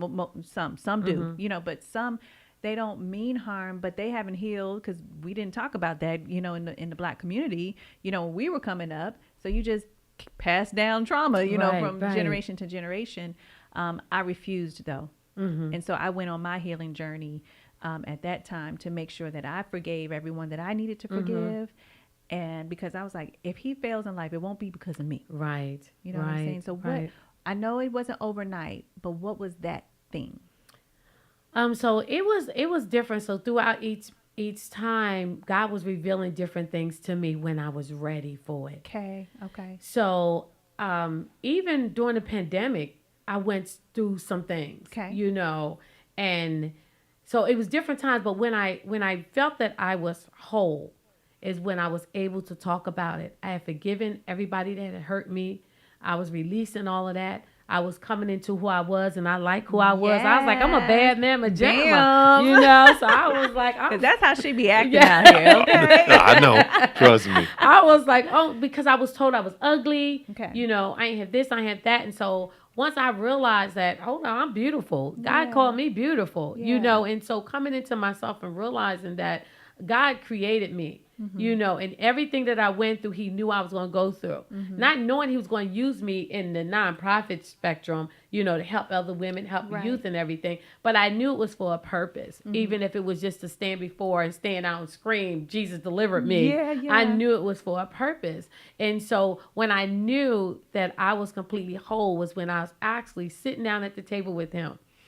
And I began to tell him on our date, everything. And I've never did that. Okay. All the dating I did when I hit 2010, and I dated a lot. I was out in these streets. Okay. You know, so I dated, but I never told my story. Okay. I just was, this is what it is. Right. Let's go. What we doing? Let's We kick it. popping. Let's kick it. Yeah, Where right. we going? Right. So when I sit down with him, I talk to him for 2 hours, 2.5 hours about my whole life.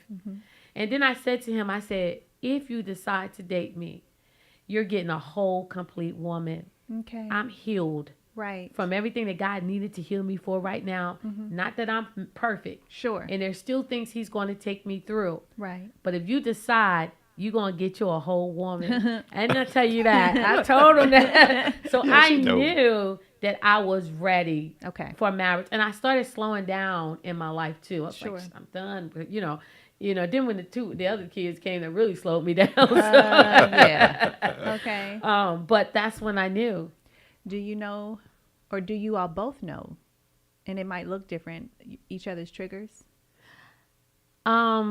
Yeah, I know if I yell, he don't like that. Okay. Yeah. So what does that do? It unsettles him. He like, wait, you don't have to raise your voice, because he came from a marriage like that. Got it. So that's like, whoa, this is not what we do. Because I remember the first time I did it, he turned around and said, whoa, that's what we're not going to do. Yeah. We're not, you're going to talk, sensible. You're going to, and he brought it down. I was like, whoa, okay, checking me. But I come from a loud family. I heard my mom yelling and screaming. And then, when I was with the other ones, we argue back and forth. But one thing he let me know, we can have a disagreement, but it's going to be a settled disagreement. Right. Okay. It's not going to be that. Like my mama said, you're going to talk like you got some sense. Right, exactly. So he settled that in the beginning. He settled that beginning. And it was one trigger that I shared with him about the phone. He would come in and he would turn his phone on silent and turn it over. Okay. Well, because I'm coming from a cheating past. Right. That was like, all on the inside of me. And it would bother me. Then it would go on. Then one day I just say, you know what, hon? Why do you do that? He said, do what? I said, every time you come in the house, you turn your phone over and you put it on silent. Like, what are you hiding? He said, nothing. I just always did this. We didn't live together before we got married. Yeah. We got married and didn't live together. Right. So I didn't know. See this. Yeah. And so he said, why? And I said, it just bothers me right now. And so he said, okay, well, right. No problem. Password, right. And he turned and then I think it was something else that happened and I was great. Go to him.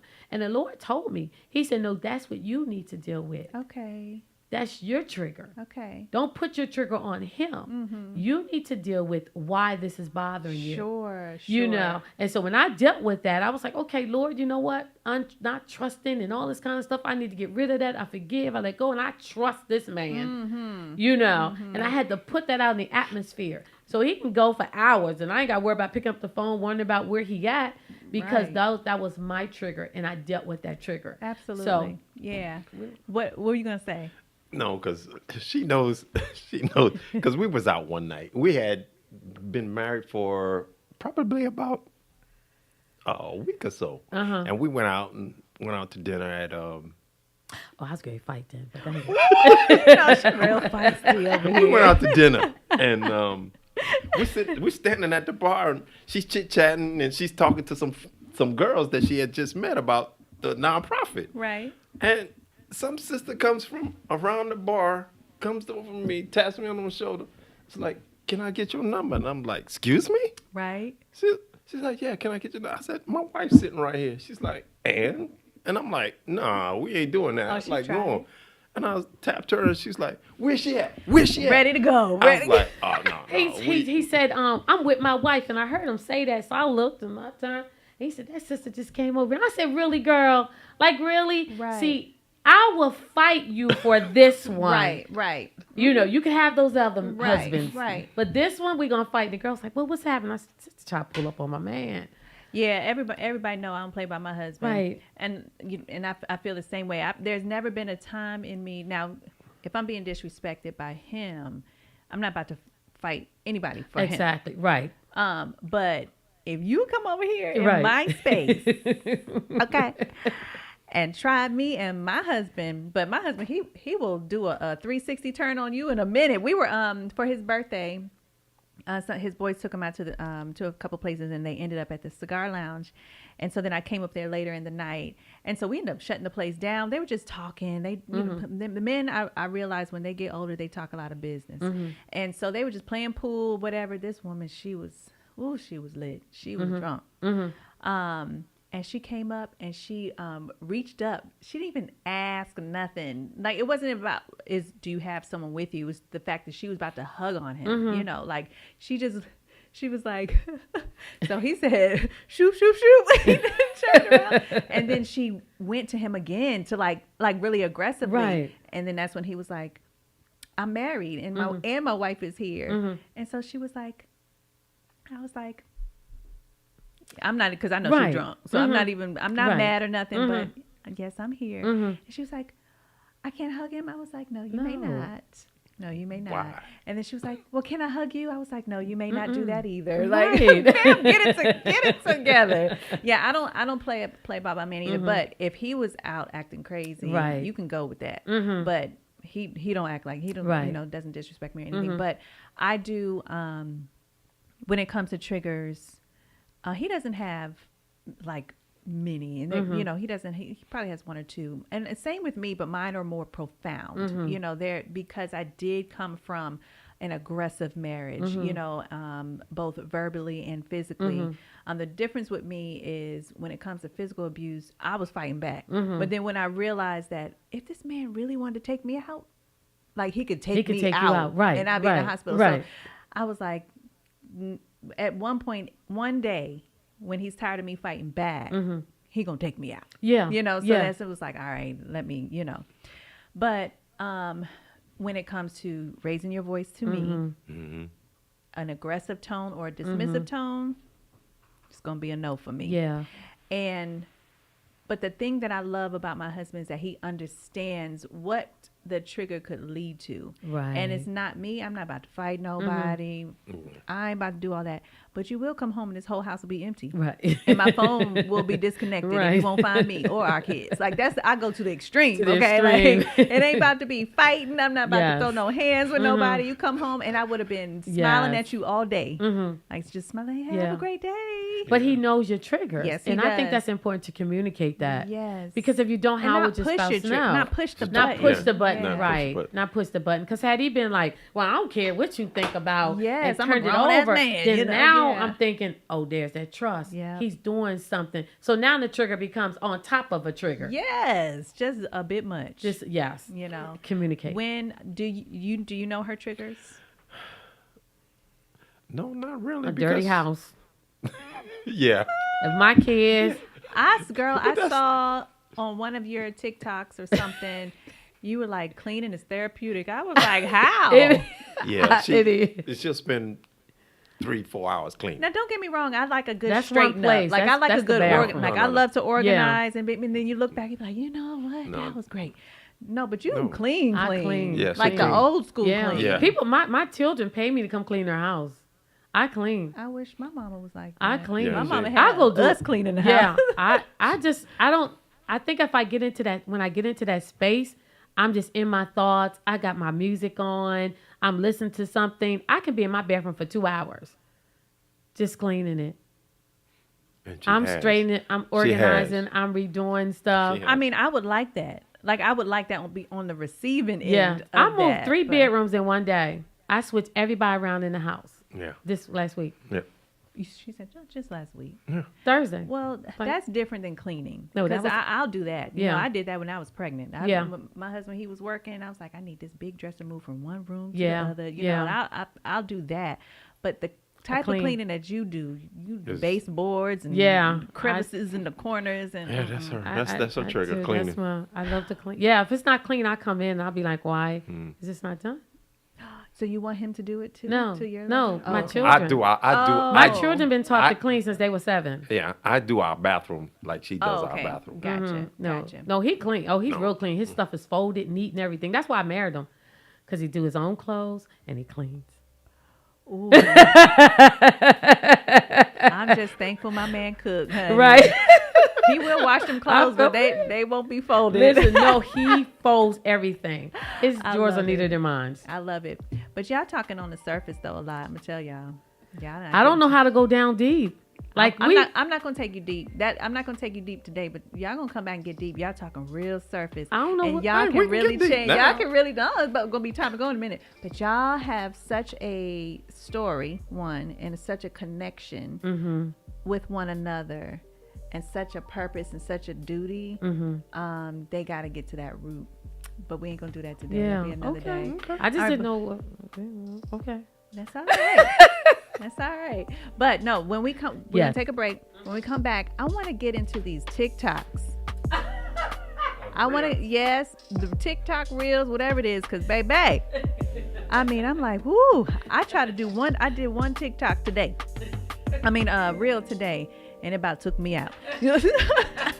So when we come back, and I want to talk about those because I want to talk about the intricacies of when you're running a business and you're just building, and sometimes not saying that you don't want to do them, but I would not. I would want to do them, but I don't think my husband would want me to be reeling him in every day. All right, so when we come back, we're going to get into those details. Make sure you stay tuned in and share. You're listening to The Unbroken Experience with Syndy B on Power 108.9, and we'll be right back.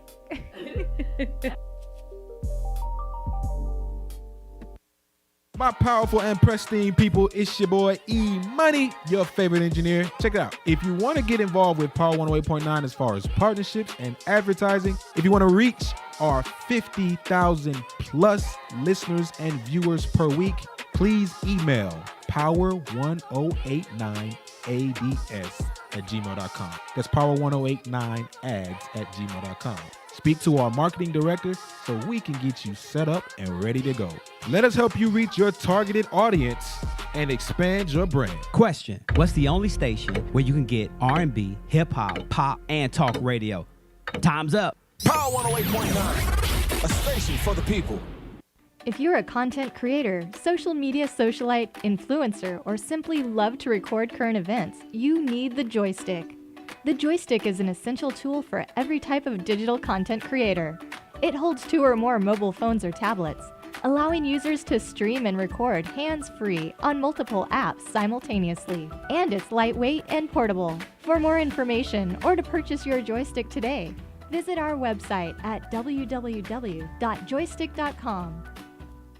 Question: what's the only station where you can get R&B, hip hop, pop, and talk radio? Time's up. Power 108.9, a station for the people.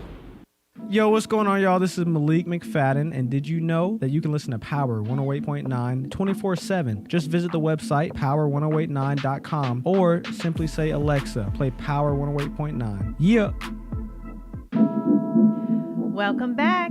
You're listening to The Unbroken Experience with Syndy B on Power 108.9. I've got Miss Crystal Durham in the building. Say hey to the people. Hey, people. Hey to the So we have had such a great conversation, but you got to come back, right? I'm coming back. You got to come back, you guys, and we're not gonna do business and relationship. We're just gonna get to the root of what people need to do to heal. Yes. Right? And how you can take that and turn it into something major. Turn it into your purpose. You know what I mean? Let's talk about that. What would you say your purpose is? My purpose is, because you are great at a lot of things. Yeah. You're great at a lot of things, but what's your purpose? My purpose is to see women get healed and to know that they can love again. I like the love again. Love again. Like, that is just so, I woke up dreaming I did a podcast. And I just was like talking about it, how women can, it kind of took me back, but a lot of women who've been married before or been hurt before won't do it again. And they're missing out on the opportunity of the person that God really has for them. Do you guys think that we don't wait and we marry or get in a relationship with the wrong ones, and that just pulls us away from yes, we don't wait. Now some I have seen on different Instagrams of people married in 8 days or something like that, and that's when you know. Sure. But I think if we do wait and we went to, when we got engaged, we went to premarital counseling. Okay. So we wanted to make sure. And one thing that the counselor said to, if I tell you guys that you're not a good match, would you listen? And we both said yes. Do you think you would have listened? Yes. Oh, yeah. Okay. Because we didn't want to go through another broken marriage. Yeah. So we would have listened. We were really honest. Yeah. So I think that if you're thinking about getting married, that people should do premarital counseling. 100%. Mm-hmm. And if the guy don't, run. I believe in premarital counseling, and believe it or not, most of the men that I am around, they want it be the women be like, we don't need premarital. It's more than what they think it is. It really opens up. They had us pull our credit on each other. They had us. We talked about so many things about the kids, how we would blend the family. So they had us really, really dig deep, which we wouldn't have. How do you guys handle challenging? I'm going to start with you, Michael. Difficult conversations. Like, you have to have a conversation with her, and it could be on various topics. You have to have a very difficult conversation with Crystal. What's your approach? I just bring it to her. So you just be like, we're going to talk about this today, okay? Yeah, we're gonna talk about it and iron out the differences. Because if you got an issue with it, then, we're going to come to a resolution and we're going to make it work. And he's really good with that. He'll sit down on the bed, he'll go, wife, now, I think you should have probably thought about this. Because he really intervenes for the children. Because I'm like, no, they're going to blah, blah, blah, blah. And I told them. And he's like, honey, calm down. Okay. I think we need to revisit this. I think you need to, because I was going to, like, when my other son moved out and my other son had that huge room, I'm like, oh, he's out of there. He's not staying in that big room. He's like, give him opportunity. Give him a couple weeks to see how he can handle it. Okay. Because I would throw him out the first day. We need that guy. So yeah, he comes and they'll go, Dad, Mom said such and such. Can you talk to Mom? So he'll come and then I'll go, okay, well, bring him in here. Let's talk about it. So he's really good with that. I love that. So the kids, for the most part, they come to me. And even if they ask Dad, they going to come and confirm with me. Oh, yeah. I asked Daddy, but is that cool? Kind of thing. But for the most part, he kind of lets me, I'm going to just run the house. He kind of lets me do that every now and then, because he doesn't walk around on a regular be like, we ain't doing this and we're doing this. And then when he does say something, I'll be like, oh, I must have been wrong. For real, or I must really need to reel it back, or something. Because if he speaks up and says something, it matters to him, a lot. Because he's, for the most part, he'd be like, I don't really necessarily would go about it that way, but he knows that my heart is, in the right place, and that I'm looking down the line. Yes, yes. But sometimes you do have to be in the moment. Yeah, you do. I'm in the moment kind of person on vacation. Just on vacation? Yes, on vacation. Outside of that? Yeah. Everything is down the line. Exactly. This decision today influences 5 years later. Exactly. Like, he reels me in like, babe, you can't go, you can't do this. And then I have to go to him and say, listen, these are the things I have to do. To grow my business. I'm not working a 9 to 5. So I have to do this. But then I listen to him and say, you know what? But I do need to get rest. I do need to sleep. Like, now I'm so excited. We're getting into bed by 9:30. I've never did that. Like, we're in the bed and I wake up bright. Like, whoo, I had some sleep. Can you tell me how you got there? Because that is not me. I've been doing it for the last 3 days, and I'm excited. I'm excited. 3 days. But we're going 3 days. We're in the head clap. Right. But see, I get up early and get started on books and stuff, and so I go to bed early so I can be focused on what I'm doing. And she's like, what time? You getting ready to get in the shower? Oh, let me come upstairs. Let me get myself ready so I can get in bed too. Oh my God. Because he needs his 8 hours. Like, if it's now Friday, we can be out. Sure. But on a Thursday, if I need to do reels, maybe we'll talk about, then I need to schedule it and say, babe, we're going to do this for like 3 hours. We got somebody here to video. We need to knock out this, and this. And he's like, but I got to prepare him. I can't come to him and say, this is what we need to do. Okay. Yes. All right. So speaking of these TikToks and Reels. There's a preparation to the madness. Okay. But see, here's how the Reels actually got started, since you're going to bring up your husband. The Reels got started one day. She came to me and she said, babe. I said, what, wife? She said, it's funny how I get more views when you're in the Reels for my business. Yeah, because I was dancing. I'm like, really? You get more views for your business when I'm in it? And she's like, yeah, so would you do some Reels with me? I said, yeah, sure, why not? You know, to help your business, I'm going to do whatever I can do to help you with your regular business. Right. And she started posting them on nonprofits and posted it on the nonprofit page and IG. And I was like, okay. But then she started, you know, one day I'm in the kitchen cooking and she come up dancing behind me. Yeah. And I'm like, so I look around and I give her this look and her friend's like, I just love that look, the way he look at you, like you being silly. And I was like, okay. And she's like, you got to dance with me. And I was like, okay, I'll start dancing with you.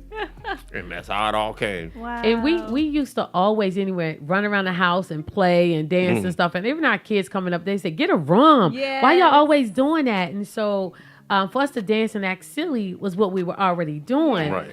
You know, but when we would go somewhere and do something, I would just say, babe, let's do this step, which is one of the videos that went viral. Yeah. And so I'm like, people are watching this, people are looking at this. But now he's a pro at doing these reels, but I have to schedule it. Okay. I have to schedule it. Say, baby, if it's not day, night, Friday, my daughter's going to come over. She's going to film. These are the videos we're going to do. And I do it. If you look in my thing, I got about 50 reels already done. Gotcha. And then at night, I just go ahead and put the content to it. And then I just shoot it out 7 o'clock in the morning. Girl, I love it. Well, you guys have to come back. Sure. Because we are. Just let us know when. Yes, I love it. I love having authentic conversations, transparent conversations. And I definitely know we can go deeper. Yes. But this was business and relationships. Yes. So when we come back, we'll get to, because you guys have some, good history that can be shared to help. My co-host here, he always says, because he's single, and he's like, it's a jungle out here, Syndy. Yes. Yes. Like, yeah. It ain't like, no joke. He was like, and you got to help him. You got to help him. Yes, it is. So just to be able to lend our experiences, but how we've come through it and how to be in a healthy relationship, but still keep who you are. Yes. You know what I mean? So that's important. All right. Tell everyone again where they can find you all on social media. We are Mr. and Mrs. Durham across all platforms. Yes. And so if you're looking at us on Instagram, Facebook, TikTok, it's Mr. and Mrs. Durham. And if you're looking to join my Impact Circle, go to joinimpactcircle.com and come on in and let me help you grow and structure your nonprofit organization. And let them know your success rate for 501c3. It's 100% approval rate. 100%. Exactly. And you guys stay tuned, because me and this lady, and you all know friend to the show, Linda Chapman, we have something brewing. We meet tomorrow. Yes, I'm so excited. Yes. So stay tuned. You all know that I will share that information with you. We're going to do something in our city before we take it out of the country. So make sure you stay tuned in every single week to the Unbroken Experience with Syndy B on Power 108.9. And I'll see you next week. I just wanna take you